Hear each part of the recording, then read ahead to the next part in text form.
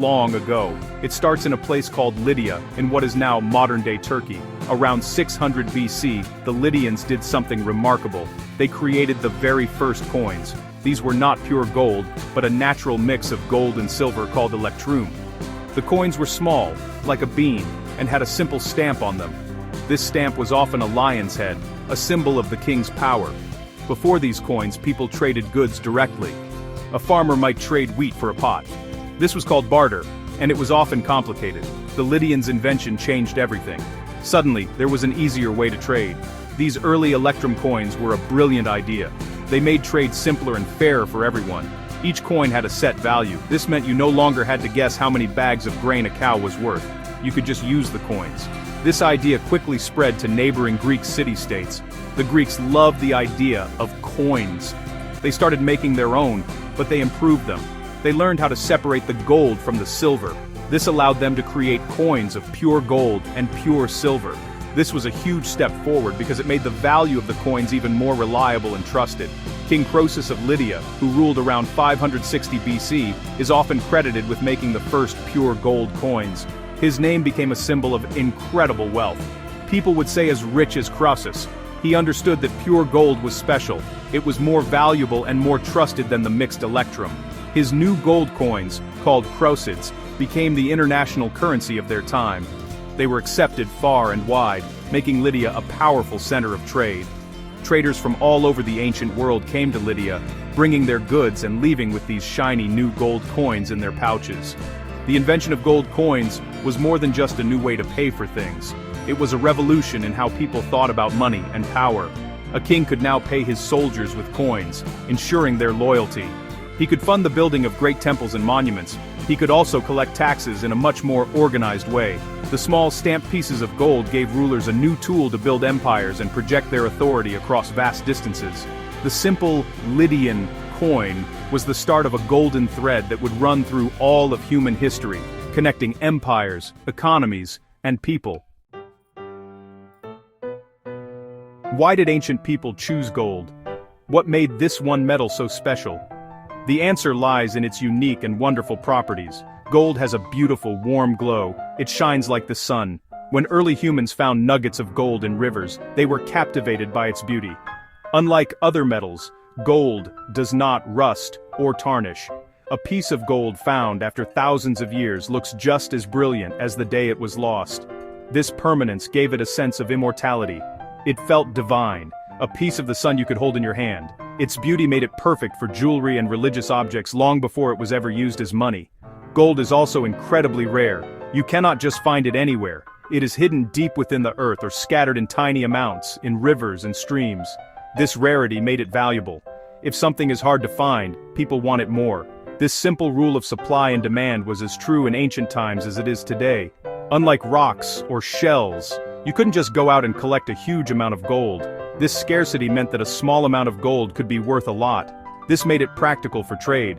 You could carry a small pouch of gold coins instead of a heavy cart full of goods. Another amazing quality of gold is that it is easy to work with. Gold is a soft metal, which means it can be melted and shaped without much trouble. You can hammer it into thin sheets or draw it into a fine wire.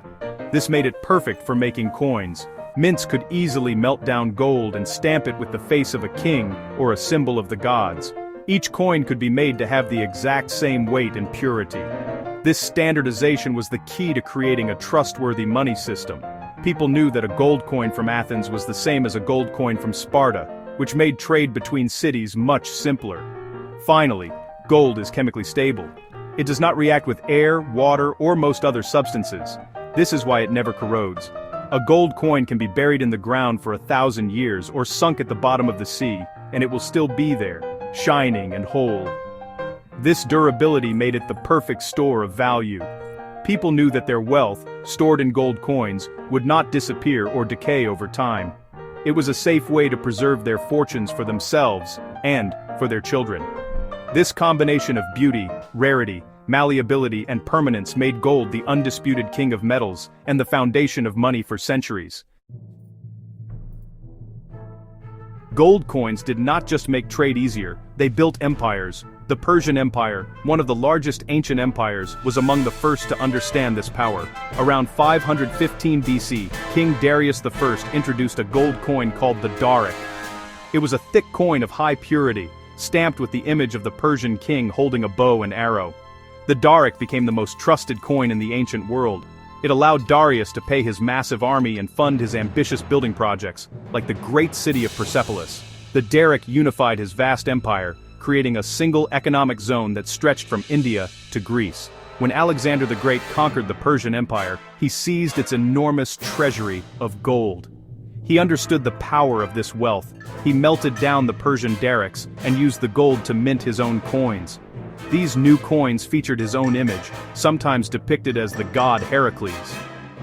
This was a powerful propaganda tool. As his coins spread across his new empire, so did his image and his legend. People who had never seen Alexander in person could see his face on the coins they used every day. It was a way of saying, "I am your ruler, and this is my empire." His gold coins helped to spread Greek culture and language throughout the known world. The Roman Empire took the use of gold coins to an entirely new level.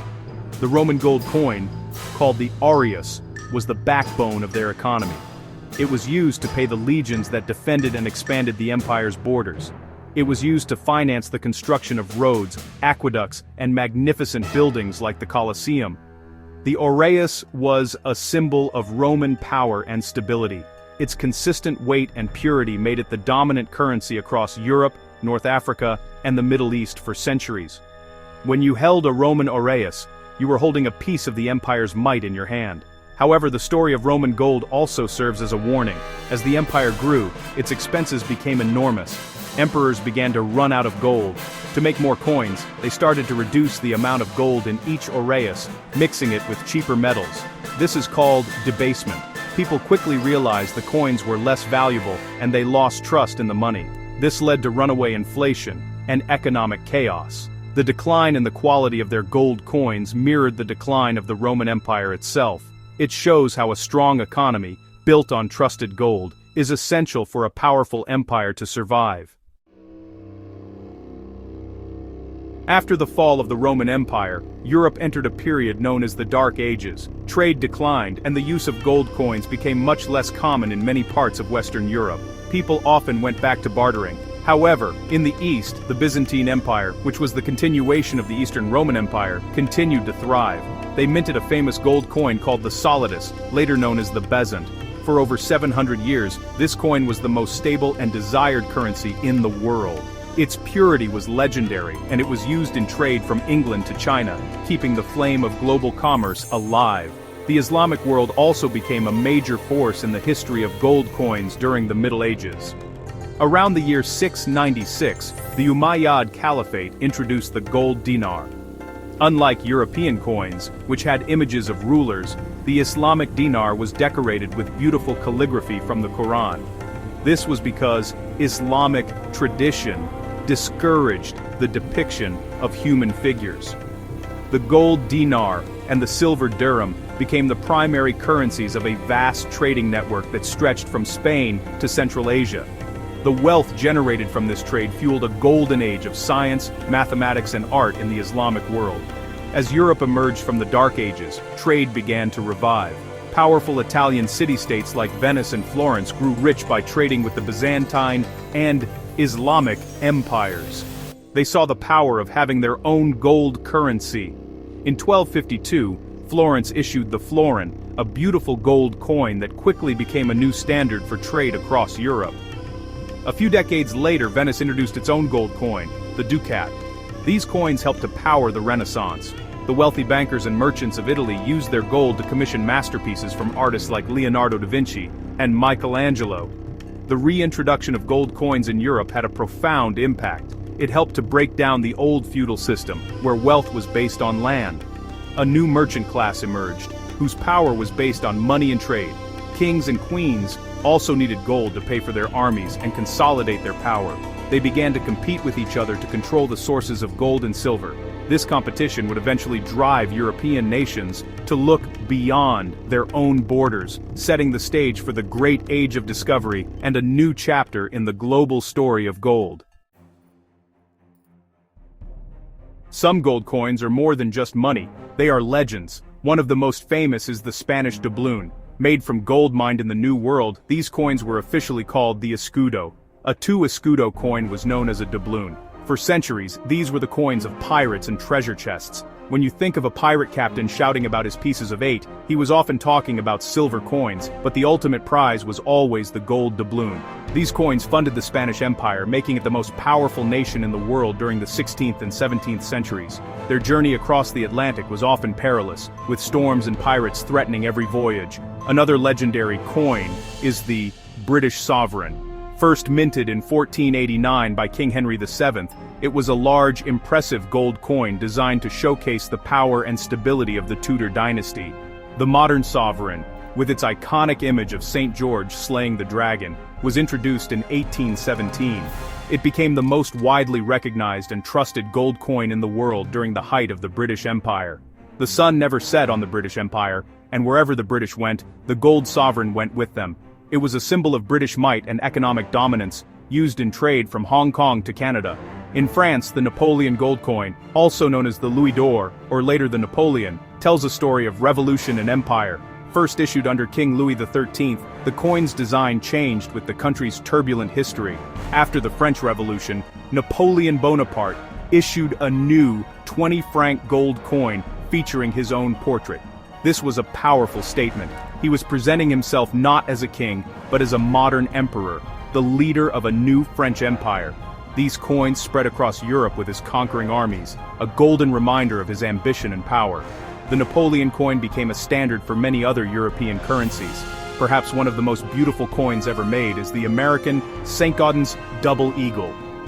Minted from 1907 to 1933, this $20 gold coin was designed by the famous sculptor Augustus St. Gaudens at the request of President Theodore Roosevelt. Roosevelt wanted an American coin with the beauty and artistry of the ancient Greek coins. The result was a masterpiece. The front shows Lady Liberty striding forward with a torch and an olive branch, and the back features a majestic eagle in flight. The coin is considered a work of art, a symbol of America's confidence and optimism in the early 20th century. The Age of Discovery was fueled by a powerful hunger for gold. Explorers like Christopher Columbus were not just looking for a new route to the spices of the East, they were searching for gold. The tales of legendary golden cities, like El Dorado in South America, drove countless adventurers into uncharted territories. When Spanish conquistadors like Hernán Cortés and Francisco Pizarro arrived in the Americas, they found civilizations rich in gold. They were astounded by the Aztec and Inca treasures. This discovery would change the world forever, but it came at a terrible cost to the native peoples of the Americas. The Spanish quickly began to mine vast quantities of gold and silver from their new colonies. Huge treasure fleets were organized to carry this wealth back to Spain. These fleets were a tempting target for pirates and privateers. Privateers were essentially legal pirates, authorized by rival governments like England and France to attack Spanish ships. Sir Francis Drake, a famous English privateer, captured a Spanish treasure ship called the Cacafuego in 1579. The ship was so full of gold, silver, and jewels that it took his crew 6 days to transfer the treasure. This single haul was worth more than England's entire national income for a year. The life of a pirate was often brutal and short, but the lure of gold was irresistible. Pirates like Blackbeard and Calico Jack Rackham became legends, their names synonymous with treasure maps and buried chests of gold doubloons. While many of these stories are exaggerated, the reality was that gold coins were the lifeblood of the pirate economy. When they captured a ship, the crew would divide the loot, with the captain and officers getting larger shares.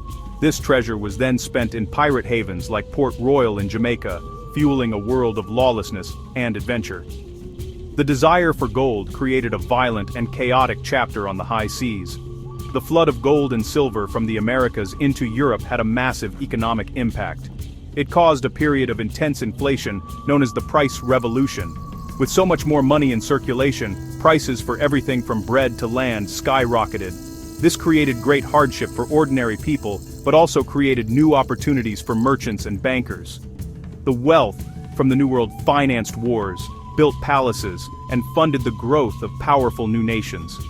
The quest for gold had not only opened up new continents, but it also completely reshaped the economy and society of the Old World. The history of the United States is deeply connected to the story of gold. The very first coins authorized by the United States Mint in 1792 included gold coins, the $10 eagle, the $5 half eagle, and the $2.50 quarter eagle. These coins were symbols of the new nation's sovereignty and its ambition to become a major player on the world stage. Having its own gold currency helped to establish the credit and stability of the young United States. It showed the world that America was a nation to be taken seriously, with a solid and reliable currency backed by precious metal. The course of American history was changed forever in 1848. A carpenter named James W. Marshall discovered gold at Sutter's Mill in California. News of the discovery spread like wildfire, triggering the California Gold Rush. Hundreds of thousands of people, known as 49ers, flocked to California from all over the world, dreaming of striking it rich. This massive migration rapidly accelerated America's westward expansion. It led to the statehood of California and fueled the construction of the Transcontinental Railroad. The Gold Rush was a defining moment that shaped the character and destiny of the nation. The gold discovered in California, and later in other places like Colorado and Alaska, poured into the United States Treasury. This wealth helped to finance the Union's victory in the Civil War. It also cemented the role of the United States dollar as a major world currency. For much of its history, the United States was on the gold standard. This meant that the value of the United States dollar was directly linked to gold. You could, in theory, walk into a bank and exchange your paper dollars for a set amount of gold. This system provided economic stability and made the dollar a safe and trusted currency around the globe. However, this golden era came to an end. During the Great Depression, President Franklin D. Roosevelt made a controversial decision. In 1933, he made it illegal for private citizens to own gold coins for investment. People were required to turn in their gold coins to the government in exchange for paper money. This was done to give the government more control over the money supply and help fight the economic crisis. This act effectively ended the circulation of gold coins as everyday money in America. While the United States officially abandoned the gold standard completely in 1971, the legacy of gold coins remains a powerful part of the American story.